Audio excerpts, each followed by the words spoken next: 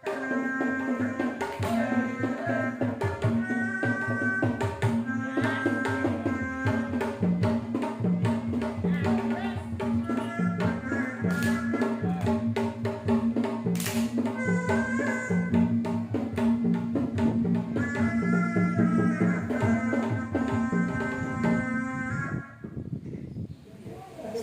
warahmatullahi wabarakatuh. Sahabat Patria TV di seluruh Indonesia atau dimanapun saja berada, saya Mustafa bersama sahabat semua. Kali ini kita bersama dua narasumber yang luar biasa, yaitu yang pertama ada Ki Ahmad Yani. Beliau adalah Wakil Ketua Umum untuk Bidang Seni dan Budaya Perkumpulan Orang Banten.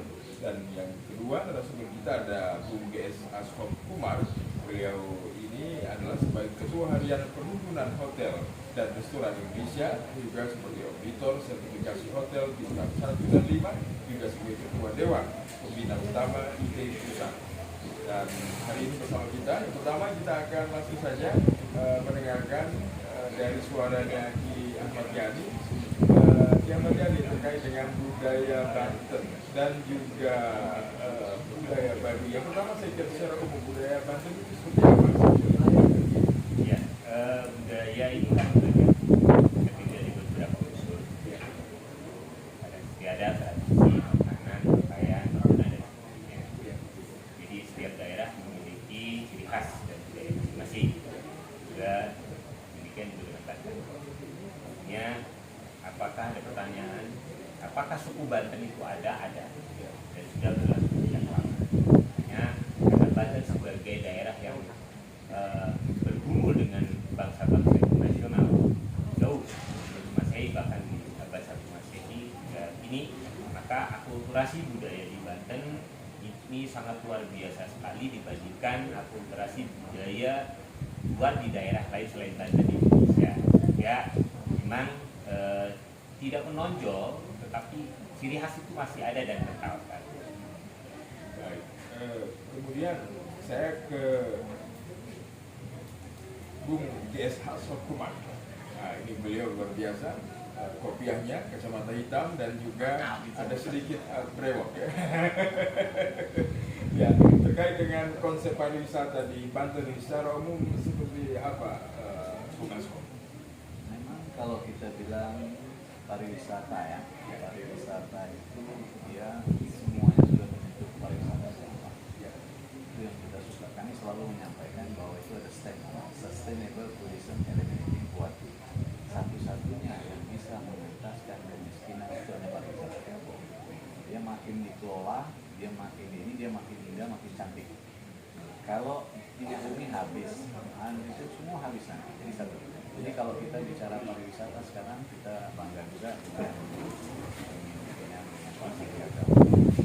Beliau telah membuatkan beberapa konsep-konsep untuk bagaimana menjadi quick win. Itu ada quick win. Nama quick win itu bagaimana kita menuju kepada destinasi apapun tepat sasar dan bisa dilakukan.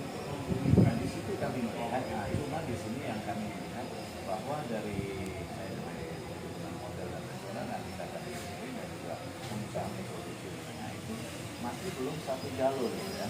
Nah kalau kita lihat jalur dinas pariwisata, nah baru sekarang yang itu masih tangerang belakang dan Wisma. Sama nggak ada yang dinas pariwisata sama olahraga sama ini, jadi belum fokus. Nah belum fokusnya kenapa? Karena ada satu hal yang masih ada. Kita belum punya blueprint. Banten ini belum punya blueprint, jadi stepnya itu belum jalan, langkah-langkahnya belum, rangka-rangkanya semua sudah ada dan sebagainya. Sehingga kalau kita punya blueprint, kita punya gerbong, punya kereta, tapi dia harus punya rel. Nah, relnya nggak ada ini. Jadi disinilah yang kita melihat, kita tidak menyalahkan kepada dinas yang Pak Agus sekarang dan sebagainya, karena beliau baru aja. Nah ini pada sebelum dan sebelum, tapi ini tugas kami. Nah, ada dari baik itu dari PUB dan juga dari Banten Executive Tourism Community, kita ada di situ ada 20 unsur insan-insan pariwisata yang betul-betul yang melakukan, sehingga kami kawinkan situ di Pentahelix. Jadi di Pentahelix itu ada akademisnya, ada komunitasnya, ada komunitasnya, kemudian ada government, ada media di situ. Di situ yang kita bilang mengkolaborasikan, sehingga betul-betul mau kemana sih kita bilang Banten. Ya kalau kita bicara wisata halal saja, kita di Provinsi Banten malah NTB juara Pak. Ternyata kami kemarin juga jadi. Kenapa Banten itu tidak bisa jadi juara sampai bisa masuk ke tingkat nasional? Karena kita belum sertifikasi doang. Ternyata kita sudah halalnya sudah bagus, belum disertifikasi. Nah sekarang bukan saja sertifikasi di tingkat negeri, juga ada di Sokovindo. Berapa jumlah hotel yang ada di Banten juga sekarang dan seperti apa dampak COVID hari ini? Pandemic COVID ini saya rasa ini lebih parah daripada krisis monitor kemarin 2008 itu ya. Itu lebih parah. Ini lebih parah dan kali ini kita mengangkat sekarang kita menuju berterima kasih dari pandemic menuju ke endemik. Nah di situ kita lihat maka banyak yang dilakukan aktivasi. Jumlah hotel yang lebih kurang sekarang sudah kemarin kami di Makassar terbaik hampir 500-an. Ya, itu sudah kemudian dengan restoran itu ribuan Pak. Ribuan restoran. Sebenarnya Tangsel kemarin kita rakyat itu di 1000 lebih yang dan di sini kita melihat bagaimana bukan jumlah itu yang menjadinya, bagaimana kita mendirikan destinasi tersebut sehingga pariwisata itu penuh dengan atraksi dan aktivitas yang besar.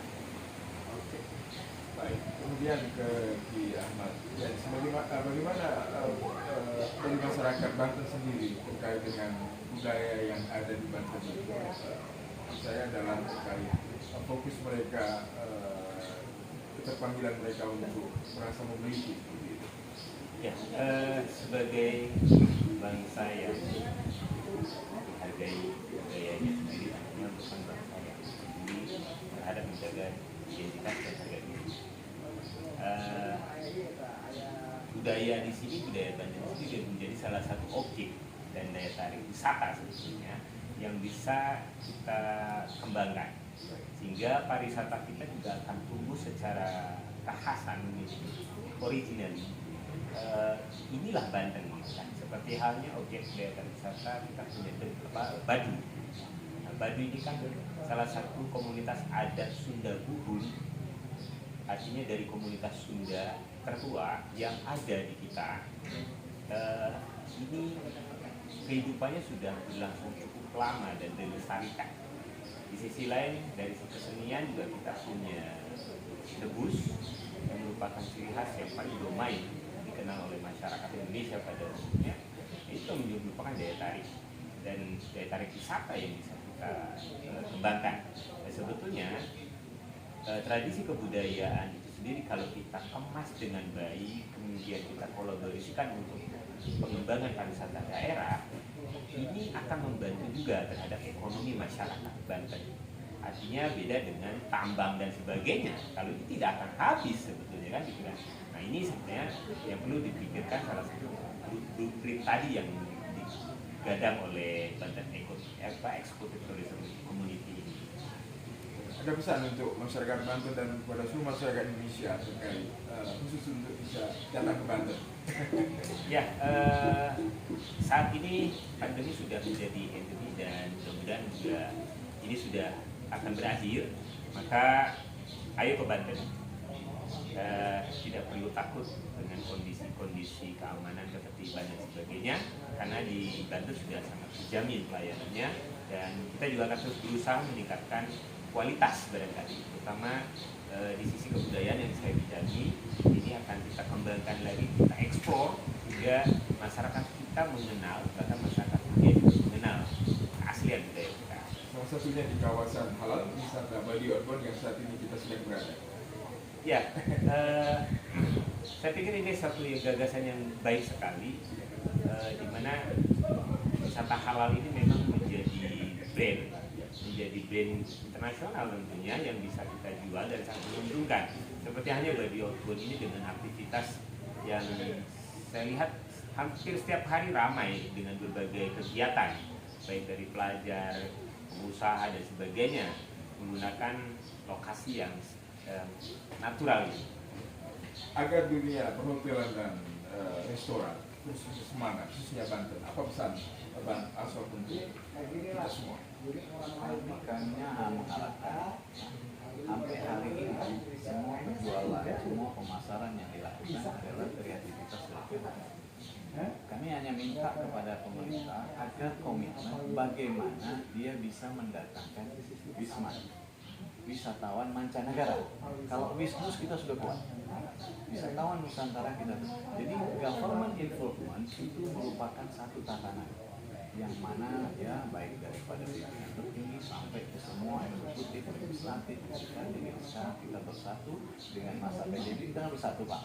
Dan kemudian tersirat juga bahwa Banten ini toleransi agamanya paling tinggi. Di abad 16 di Masehi kita sudah ada kelenteng terus Banten lama itu sudah bisa bertahun. Kalau dia memang ahli budaya dia luar biasa memang. Tetapi kita melihat dari situ kita bisa mengangkat. Kemudian kita punya sejarah. Mercusuar tuh Pak, tahun 1883, terus 1885 kita bangun lagi, itu kena tsunami dan sebagainya. Waktu itu belum ada forklift dan itu satu keajaiban Pak. Wonders juga.